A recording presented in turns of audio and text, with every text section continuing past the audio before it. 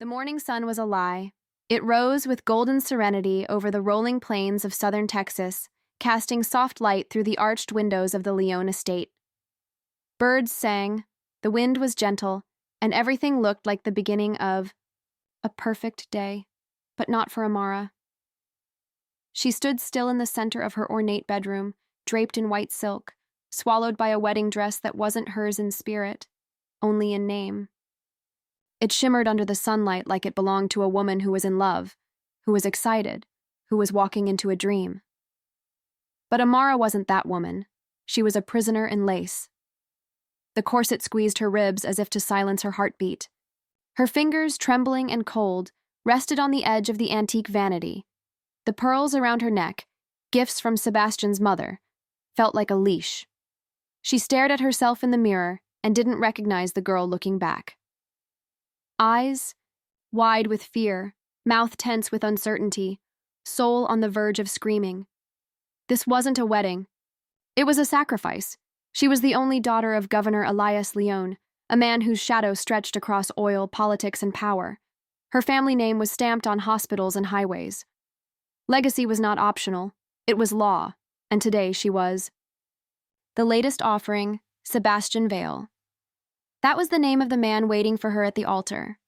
36 years old, CEO of a luxury real estate empire. He wasn't cruel in the way that made bruises. He was cruel in the way that made people feel invisible.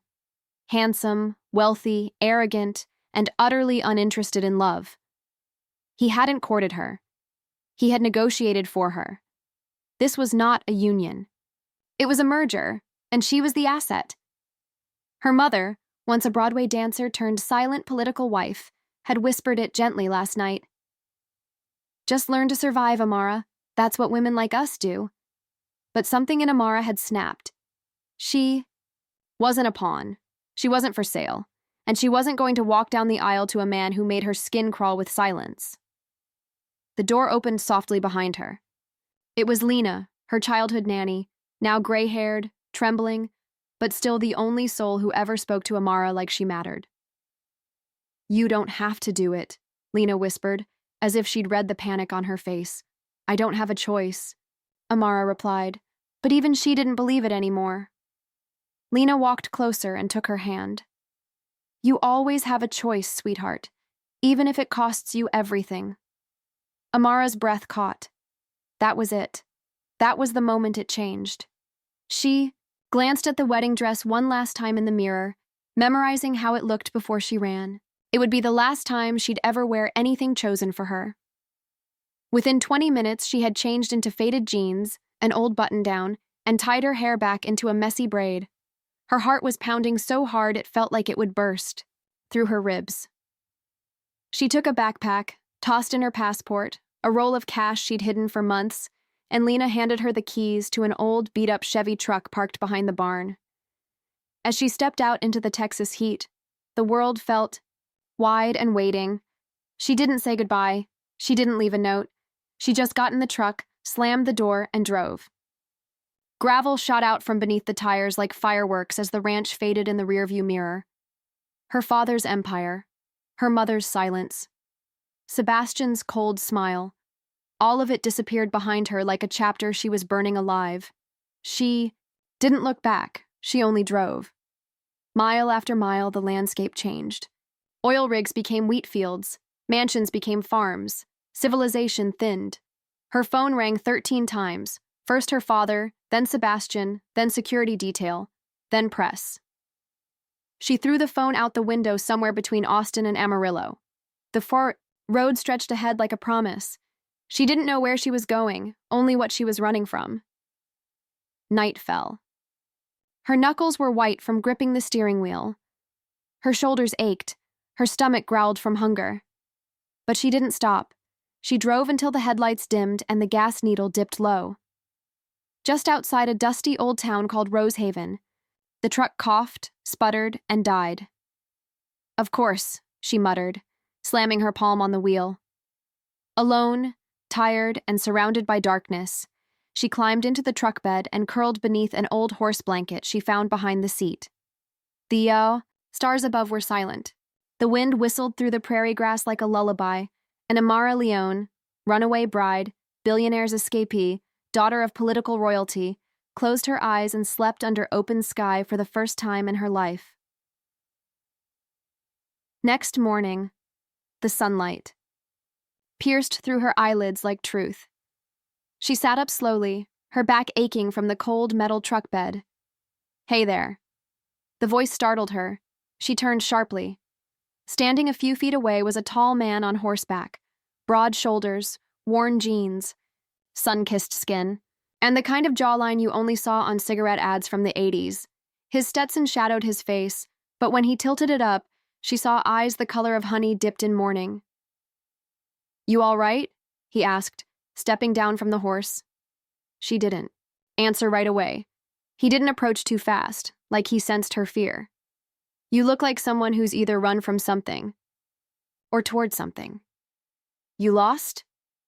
She swallowed. Her voice cracked when she said, "Both."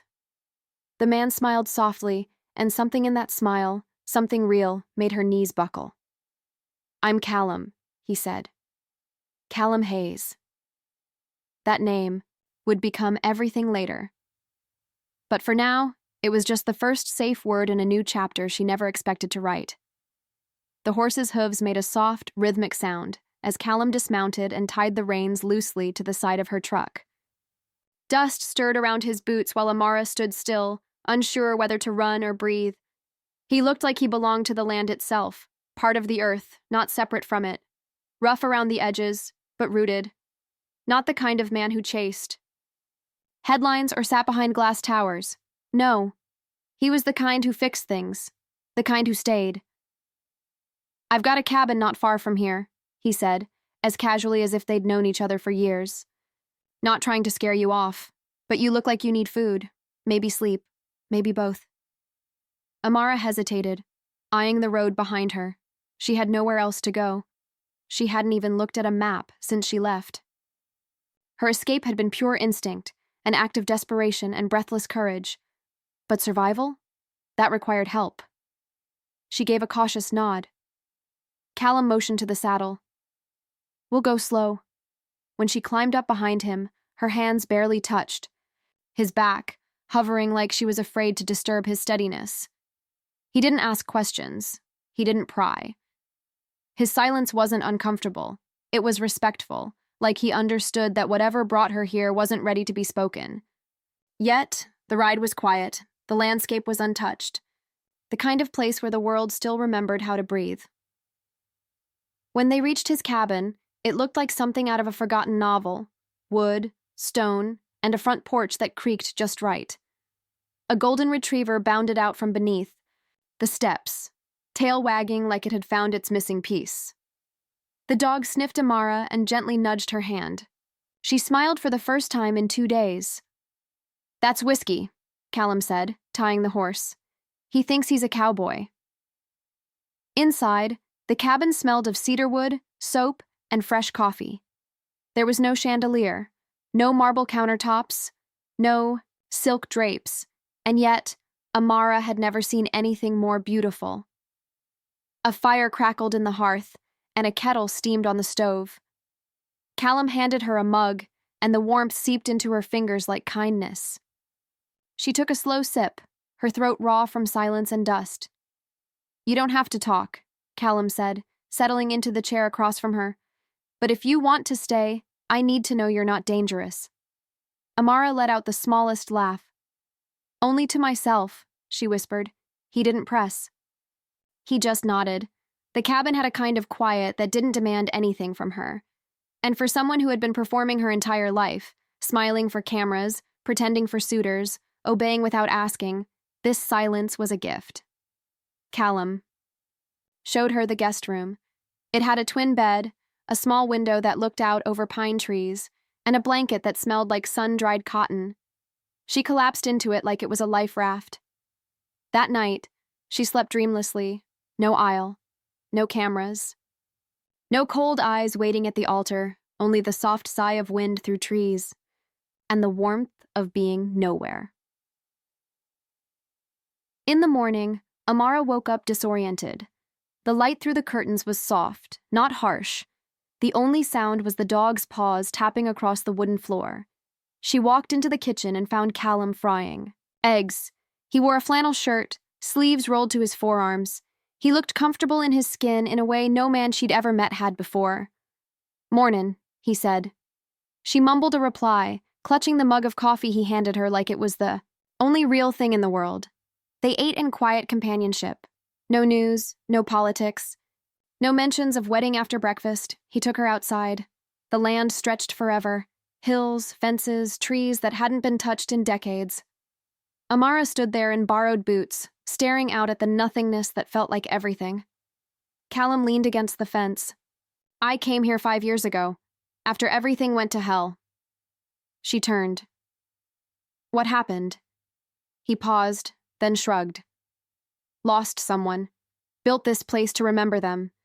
Stayed because, well, I guess it started to feel like home." Amara wanted to ask more, but she didn't, because she understood what it meant to carry grief you weren't ready to name. Instead, she said, "I haven't used my real name in 3 days." Callum waited. She hesitated, then exhaled. "It's Amara." The name sounded foreign coming from her lips, like it belonged to a version of herself she had abandoned. Callum gave her a small nod. "Nice to meet you, Amara." And that was it. No judgment, no questions, just a name spoken like a promise. The days blurred in soft tones. Amara helped with chores, feeding the chickens, mending a fence, watering the garden. It was the first time in her life she'd worked with her hands. It was also the first time she felt useful for something other than being beautiful or well-connected. Callum never hovered. He let her find her rhythm. They talked sometimes, about weather, music, books. He had a surprisingly gentle voice for someone so rugged. He made her laugh with dry humor. She found herself watching the way he moved, the way he ran a hand through his hair, the way he focused when chopping firewood, the way he looked at her when he thought she wasn't noticing. But she was, and it scared her, because the only thing more terrifying than being broken was the possibility that someone kind might care enough to try and understand the pieces. One evening, as the sun dipped behind the hills, Amara sat on the porch, sipping chamomile tea. Callum joined her, holding his own mug, worn boots kicked, up on the railing. "I've been thinking," he said, not looking at her. "There's a county fair this weekend, couple hours out. I usually don't go, but there's horses, good pie, music, might be a nice break." She looked at him, unsure. "You want me to go?" He met her eyes. "Only if you want to." She stared into her cup, then smiled faintly. "Pie sounds good." That night, she sat in the guest room, looking at herself in the mirror. She still looked like the girl who ran away, but something softer was returning to her face. Something freer. She pulled out a notebook, the one she'd kept hidden even during her engagement, and for the first time in months, she wrote, "I think I'm starting to remember who I was before the world told me who I should be." The morning sun filtered through the cabin's curtains, casting a warm glow on the wooden floor. Amara stirred, the scent of fresh coffee and sizzling bacon wafting into the room. She sat up, momentarily disoriented, before the memories of the past few days settled in. She dressed quickly and stepped into the kitchen. Callum stood at the stove, flipping pancakes with practiced ease. He glanced over his shoulder and offered a small smile. "Morning," he said, his voice a comforting rumble. "Morning," Amara replied, taking a seat at the table. They ate in companionable silence, the only sounds the clinking of cutlery and the occasional chirp of birds outside. After breakfast, Callum led her outside, introducing her to the daily routines of ranch life. Over the next few days, Amara learned to feed the chickens, muck out stalls, and mend fences. Her hands, once manicured and delicate, became rough and calloused. Yet she found a strange satisfaction in the physical labor, a sense of purpose she'd never experienced before. One afternoon, as they repaired a section of the fence, Callum paused, wiping sweat from his brow. "You're a quick learner," he remarked. Amara smiled, pride swelling in her chest. "Thanks. It's nice to feel useful. He nodded, his gaze thoughtful. Sometimes, the simplest things bring the most peace. As the days turned into weeks, a quiet rhythm settled between them. Evenings were spent sharing stories by the fireplace, their conversations growing deeper and more personal. Amara found herself opening up about her past, her fears, and her dreams. One night, as they sat on the porch watching the stars, she turned to him. "Do you ever think about leaving this place?" she asked. Callum shook his head. "This land, this life, it's all I've ever wanted. It's where I find peace." Amara nodded, understanding dawning in her eyes. "I think I'm starting to understand that." Their bond deepened, the lines between friendship and something more beginning to blur. Yet, both were hesitant, each carrying scars from their pasts. One evening, as a storm rolled in, they found themselves seeking shelter in the barn. The rain pounded on the roof and the wind howled outside. Inside, the atmosphere was charged. Callum looked at her, his eyes searching. "Amara, She stepped closer, placing a hand on his chest. "It's okay. I'm scared too." They stood there, the storm raging around them, finding solace in each other's presence. The days at Callum's ranch settled into a comforting rhythm. Each morning, Amara woke to the soft chirping of birds and the distant lowing of cattle. The air was crisp, carrying the scent of dew-kissed grass and wildflowers. She found solace in the simplicity of ranch life, feeding the animals, tending to the garden, and learning the intricacies of horseback riding under Callum's patient guidance. One afternoon, as they repaired a section of the fence, Amara paused to wipe the sweat from her brow. "I never imagined I'd find peace in manual labor," she mused. Callum chuckled, handing her a water bottle. "There's something grounding about working with your hands. It clears the mind." Their bond deepened with each shared task and quiet conversation. Amara began to open up about her past, the suffocating expectations, the arranged marriage, and the desperate escape. Callum listened without judgment, offering silent support and understanding. One evening, they sat on the porch, watching the sun dip below the horizon, painting the sky in hues of orange and pink. Amara turned to Callum, her voice barely above a whisper. "Thank you for giving me a place to breathe." He met her gaze, his eyes reflecting the fading light. "Everyone deserves a sanctuary." Their hands brushed, and for a moment, the world stood still. The connection between them was undeniable, a slow-burning flame ignited by shared experiences and mutual respect. As the days turned into weeks, Amara found herself healing, not just from the trauma of her past, but from the self-doubt that had plagued her for years. She rediscovered her passion for writing, filling pages with stories inspired by the ranch and its inhabitants. One morning, Callum surprised her with a small, leather-bound journal.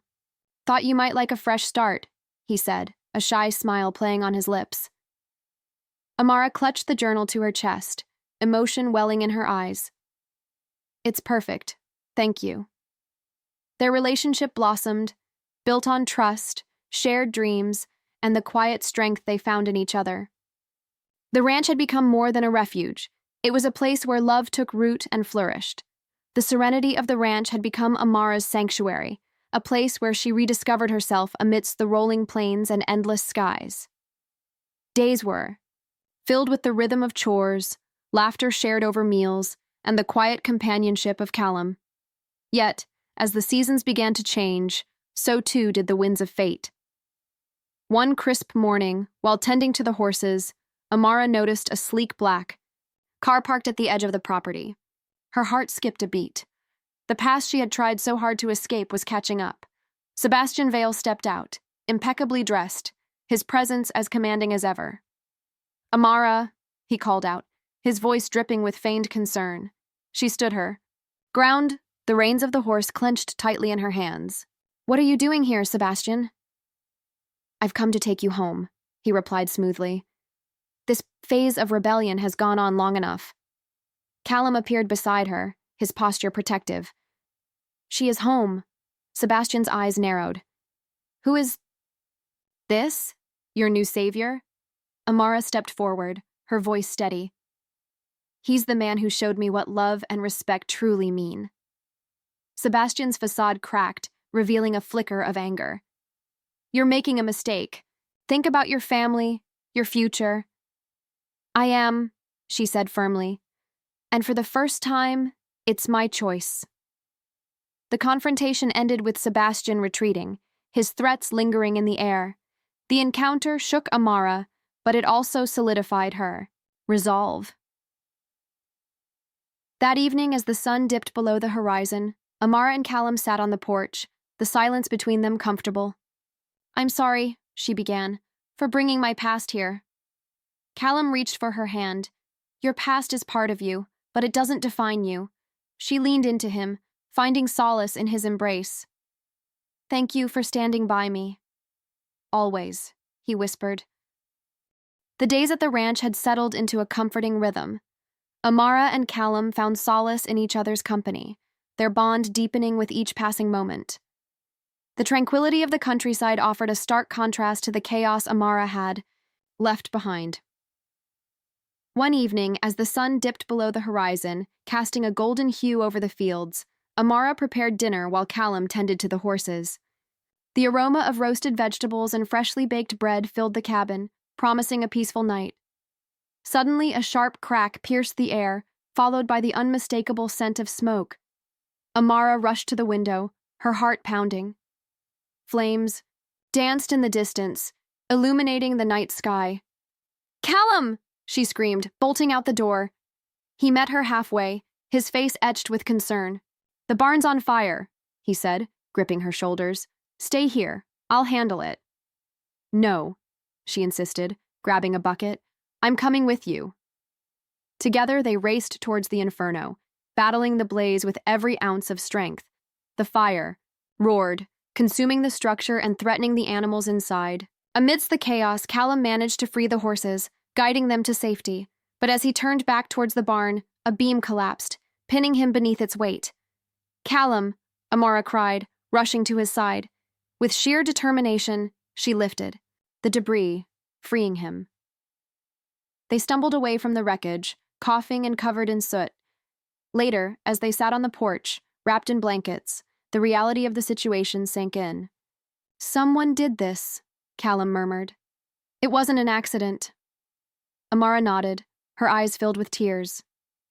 Sebastian, he won't stop until he gets what he wants. Callum reached for her hand, squeezing it gently. We'll face this together. The aftermath of the barn fire left a scar on the ranch, both physically and emotionally. The once vibrant structure now stood as a charred reminder of the past's relentless grip. Amara and Callum worked tirelessly to rebuild, their bond strengthening with each nail hammered and beam lifted. One crisp morning, as the sun cast golden hues over the fields, a sleek black car approached the ranch. Amara's heart sank. She recognized the vehicle. It belonged to Sebastian Vale. He stepped out, impeccably dressed, his demeanor as commanding as ever. Amara, he called, his voice smooth yet cold. She met him halfway, her stance firm. Sebastian, what brings you here? I've come to take you back, he replied, his gaze unwavering. This charade has gone on long enough. Amara's eyes narrowed. This charade is my life, one I chose. Sebastian's expression hardened. You're making a mistake.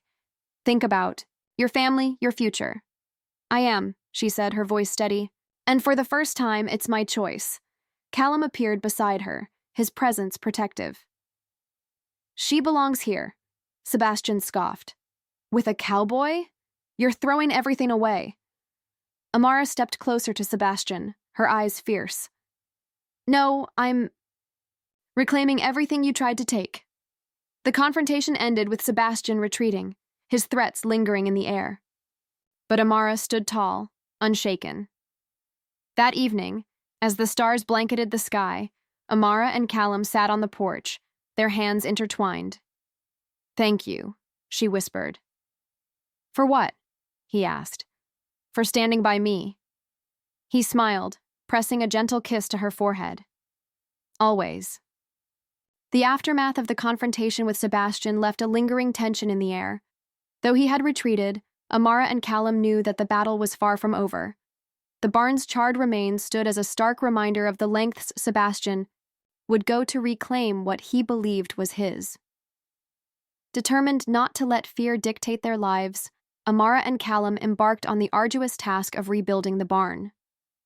Neighbors from miles around offered their assistance, bringing tools, timber, and unwavering support. The community's solidarity fortified their resolve, turning a symbol of destruction into one of resilience and unity. As they worked side by side, Amara and Callum's bond deepened. Shared laughter over misaligned beams and mutual encouragement during moments of fatigue forged an unbreakable connection. Their hands, once unfamiliar with calluses, now bore the marks of hard work and determination. One evening, as the sun dipped below the horizon, casting a golden hue over the ranch, Callum paused to admire their progress. The new barn stood proudly, a testament to their perseverance. "We did it," he said, turning to Amara with a smile. "We did," she replied, her eyes reflecting the fading sunlight.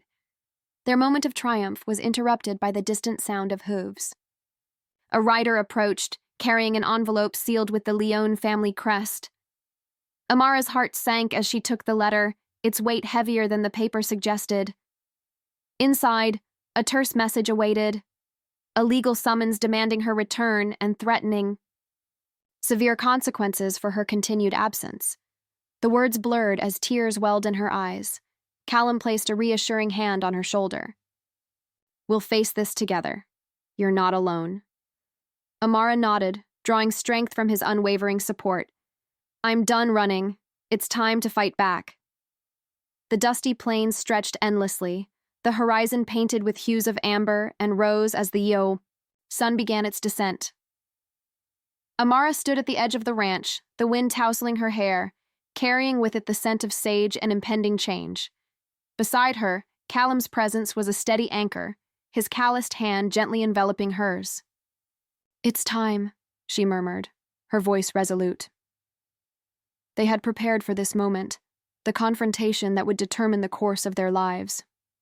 Sebastian's threats had escalated, his influence reaching into the very heart of their sanctuary. But Amara was no longer the woman who had fled in fear. She was fortified by love, by purpose, and by the unwavering support of the man beside her. As twilight descended, the rumble of approaching vehicles broke the silence. A convoy of sleek black cars rolled up the dirt path, dust clouds billowing in their wake. From the lead car emerged Sebastian, his tailored suit stark against the rugged backdrop. "Amara," he called out, his tone a blend of authority and condescension. She stepped forward, shoulders squared. "Sebastian, this charade has gone on long enough. You're coming with me." Callum moved to stand beside her, his gaze unwavering. "She stays." Sebastian's eyes narrowed, a sneer forming on his lips. "Do you think this cowboy can protect you?" Amara's voice rang clear. "I don't need protection from him. I need protection from you." The standoff was palpable, tension crackling in the air. But before Sebastian could respond, a chorus of voices rose from behind the couple. The townsfolk had gathered, a testament to the community Amara and Callum had become an integral part of. "She's one of us now," an elderly woman declared. "We won't let you take her," a young man added, stepping forward. Sebastian's facade faltered, the realization dawning that his power held no sway here. With a final glare, he turned on his heel, retreating to his vehicle. The convoy reversed course, disappearing into the night. Relief washed over Amara, tears glistening in her eyes. Callum pulled her into an embrace, the warmth of his arms grounding her. "It's over," he whispered. "No," she replied, looking up at him with a radiant smile. "It's just beginning." The first light of dawn painted the sky in hues of rose and gold, casting a gentle glow over the ranch. Amara stood on the porch, wrapped in a soft shawl, a steaming mug cradled in her hands. The air was crisp, filled with the scent of dew-kissed grass and the distant lowing of cattle. Behind her, the cabin stirred with life. Callum emerged, his hair tousled from sleep, a contented smile gracing his lips. He wrapped his arms around her, pressing a kiss to her temple. "Morning, beautiful," he murmured. She leaned into him, her heart swelling with love and gratitude. Morning. The past weeks had been a whirlwind of emotions, confrontations, revelations, and the forging of unbreakable bonds. Together, they had faced the shadows of their pasts and emerged stronger, their love a beacon guiding them forward. As the sun climbed higher, the ranch buzzed with activity. Friends and neighbors arrived, their laughter and chatter filling the air. Today was a celebration, not just of survival, but of new beginnings. Under a canopy of wildflowers, Amara and Callum exchanged vows, their eyes locked, hearts beating in unison. The ceremony was simple, yet profound, a testament to their journey and the love that had blossomed amidst adversity. As they sealed their promises with a kiss, the crowd erupted in cheers, the sound echoing across the open plains. The festivities continued into the night, the stars bearing witness to the joy and unity that enveloped the ranch. Later, as they danced beneath the moonlight, Amara rested her head on Callum's shoulder, a contented sigh escaping her lips. "I never imagined I'd find this kind of happiness," she whispered. "You deserve all of it and more," he replied, holding her close.